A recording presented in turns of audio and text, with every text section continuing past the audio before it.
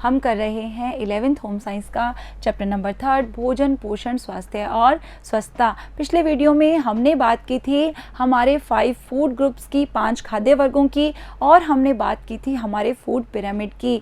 और आज के वीडियो में हम बात करेंगे कि हम उन फूड ग्रुप्स को और आहार पिरामिड को यूज़ करके शाकाहारी आहार की योजना किस तरह से बना सकते हैं।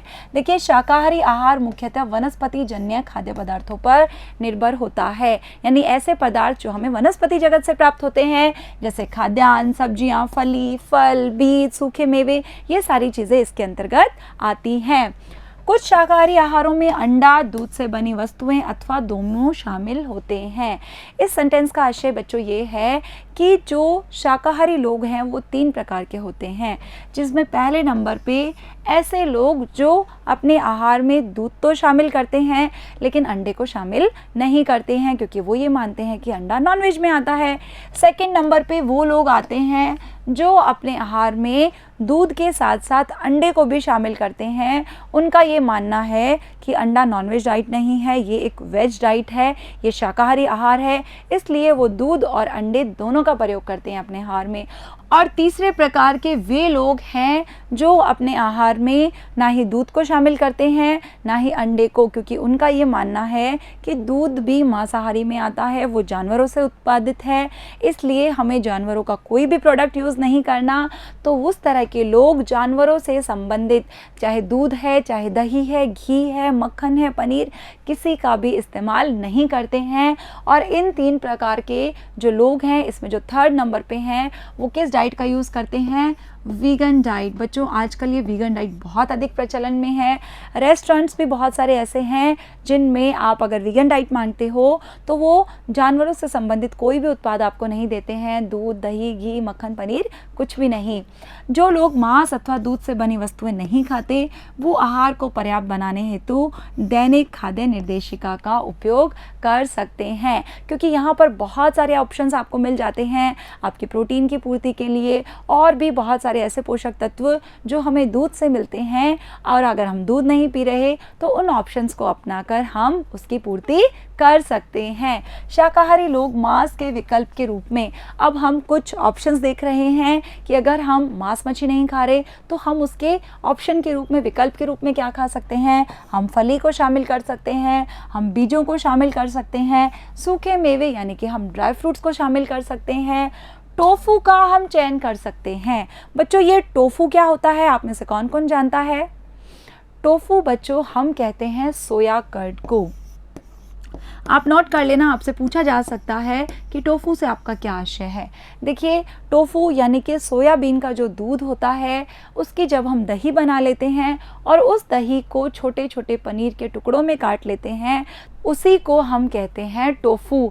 ये होती तो सोयाबीन के दूध की दही है लेकिन देखने में बिल्कुल पनीर जैसी लगती है। और जो हम अंडे खाते हैं वो अंडों का चयन कर सकते हैं, क्योंकि हमने बात की थी ना कि 3 प्रकार के होते हैं और कुछ लोग अंडों को शाकाहारी आहार मानकर अपने भोजन में शामिल करते हैं। तो ये कुछ विकल्प हैं जो हम अपने दैनिक आहार में शामिल कर सकते हैं अगर हम शाकाहारी आहार को अपना रहे हैं।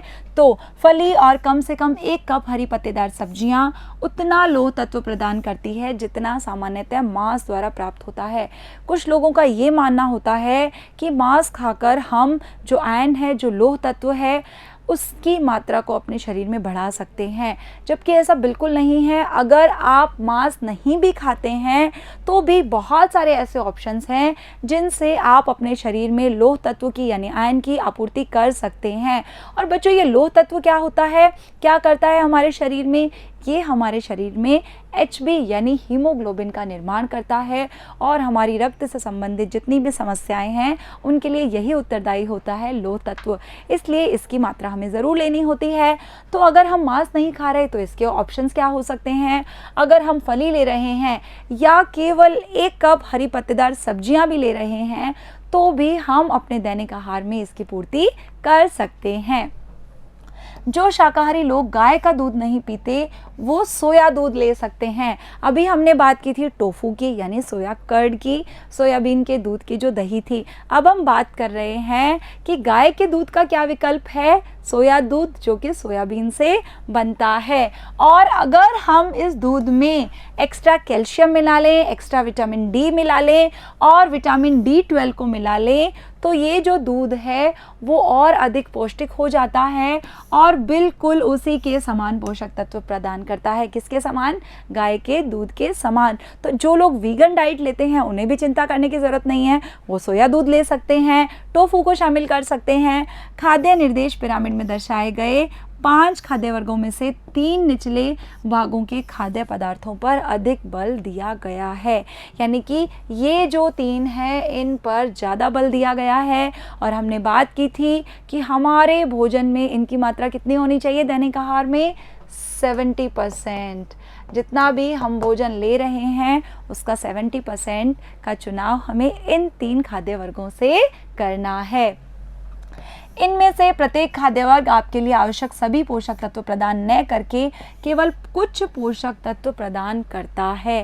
कहने का आशय ये है कि हम समझें कि हम केवल अनाज, खाद्यान्न और उनके उत्पाद प्रचुर मात्रा में ले लें तो हम सारे पोषक तत्वों की पूर्ति कर लेंगे, तो ऐसा नहीं है, क्योंकि कुछ पोषक तत्व हमें इस खाद्य वर्ग से मिलेंगे, कुछ पोषक तत्व हमें इससे मिलेंगे, कुछ इससे मिलेंगे। हालांकि इनकी मात्रा बहुत कम है हमारे आहार में, लेकिन कुछ पोषक तत्व ऐसे हैं जो हमें केवल इनसे मिलते हैं। इसलिए हम ये कह सकते हैं कि हर खाद्य वर्ग के अपने पोषक तत्व हैं जो हमें अपने आहार में शामिल करना बहुत ज़रूरी है। एक वर्ग के खाद्य पदार्थ अन्य वर्ग के खाद्य पदार्थों की जगह प्रयुक्त नहीं किए जा सकते। कहने का आशय है कि हम सोचें कि हम केवल और केवल अपनी डाइट में फ्रूट्स और वेजिटेबल्स को शामिल कर रहे हैं, हम बिल्कुल स्वस्थ हो जाएंगे, हेल्दी हो जाएंगे, तो ये भी सही नहीं है, क्योंकि हर फूड ग्रुप के अपने पोषक तत्व हैं, तो हम इनमें से किसी को भी रिप्लेस नहीं कर सकते। सबकी अपनी एक जगह है, सबकी अपनी इम्पॉर्टेंस है, कोई भी एक वर्ग दूसरे से अधिक महत्वपूर्ण नहीं है।